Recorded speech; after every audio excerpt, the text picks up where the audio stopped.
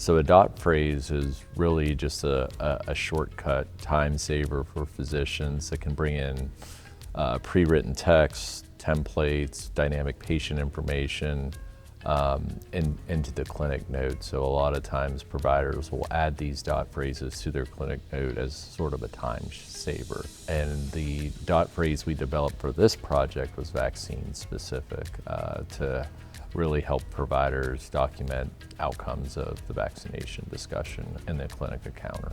The way things looked before we implemented the dot phrase, I mean, we did notice we were below par on our vaccination rates. I think a really nice thing that dot phrase did for us though was gave us a more granular look at what the outcome of the vaccine discussion in the encounter was. So previous to our implementation, we might see that someone didn't get a vaccine, but we didn't know if they were vaccine hesitant. Did the provider just forget to talk about it? Or were there other issues why they didn't receive the vaccine? And what this dot phrase allowed us to do is really get that more granular look and understand, okay, we have a problem with hesitancy, or we have a problem with providers just having time to have that discussion. So that's really what I felt was the big change after we introduced the dot phrase into our system.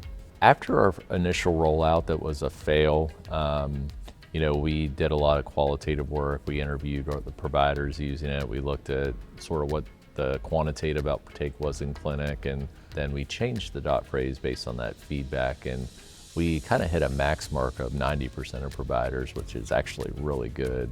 We're using it, and now we're 3 years out. We're at about 70%, which is actually really great. Shows good sustainment of this intervention. I'm very happy with the outcome and the experience we had with ATS and working with the ATS vaccine initiative. I think our dot phrase implementation strategy to improve vaccination rates really had a great impact on us locally.